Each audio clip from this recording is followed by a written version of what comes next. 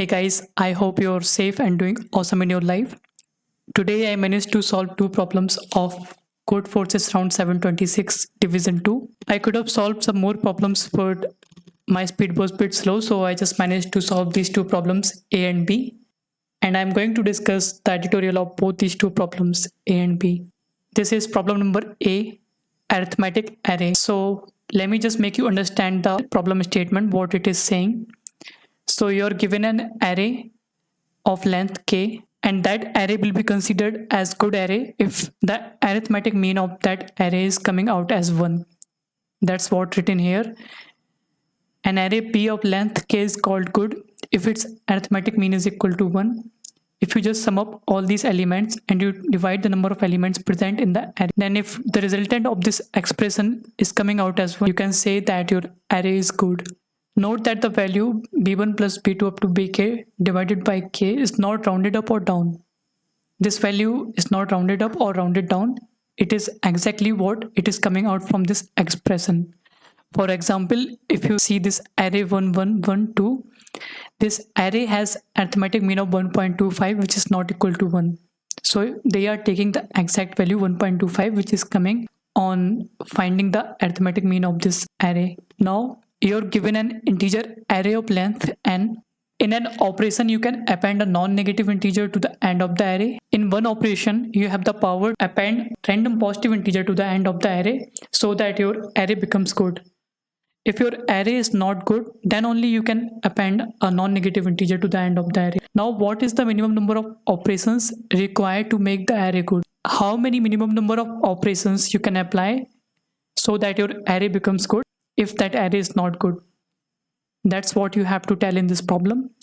And they are also saying we have a proof that it is always possible with finitely many operations. That basically means the answer is always possible. You can always make that array as good with some finite many operations. कुछ ना कुछ operations apply करके आप हमेशा उस array को good बना सकते हो. That's what written here. The first line contains a single integer t. Number of test cases, yeah, that's okay. Then n, length of the array. After that, n integers. This is the range of each element of the array, which will be lying from minus 10 raised to the power 4 to 10 raised to the power 4. Alright, that means negative elements can also present in the array. Output for each test case, output a single integer. हर एक test case के लिए आपको एक single integer output करना है, and that would be the minimum number of non negative integers you have to append to the array, so its arithmetic mean will become 1. All right, let's understand this problem. So there will be 5 cases to solve this problem. Let's consider them one by one. Case number 1.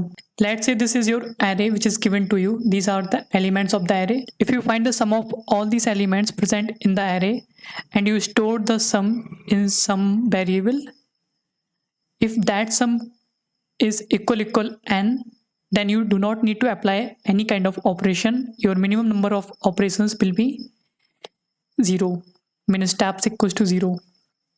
If this is the case, this is the first case. Second case would be if this sum is coming out as negative. All right, if you do the sum of all these elements and if that sum is coming out as negative, then in one operation you can make your array as good. Let's see how. For example, let's say your array elements -1, -3, -2. If you sum up all these elements, it would be sum equals -5, -6. All right, and number of elements equals 3. Now, if you just add one more element, your n would increase from 3 to 4, and this 4 will divide a number only 4. Okay, so you have to make this sum as 4 by adding just a integer 10.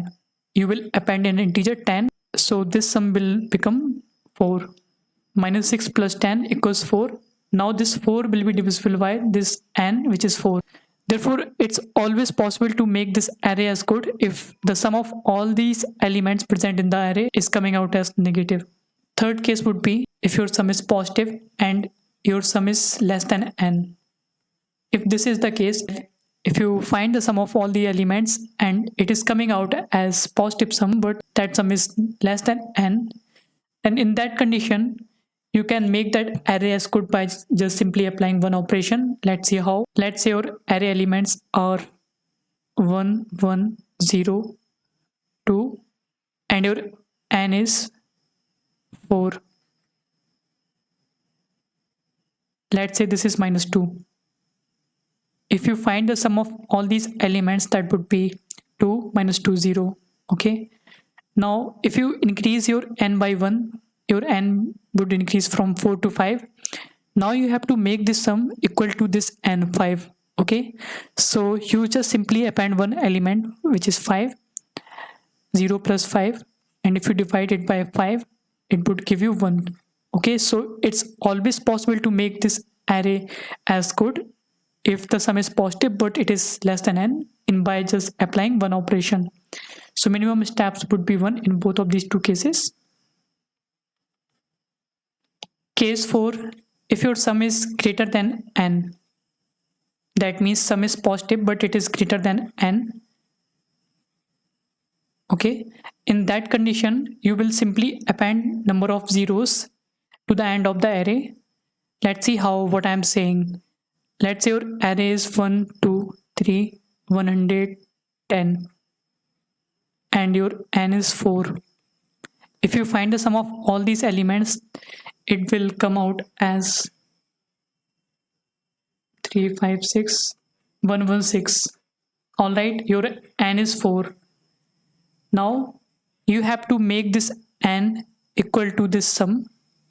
Alright, and how you can do that? You just simply append number of zeros by 116 minus 4 these number of times. 112 times you append zeros to the end of the array, then only you will be satisfying the condition of arithmetic mean. So these are the 4 cases. Let's see fifth one. Let's say your sum is 0.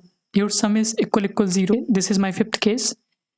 In that condition also, you can make your array as good by simply applying one operation. You would increase your n by 1 and then you will make your sum equal to the new n, and that would be sufficient for you to make your array as good. So min steps equals to 1.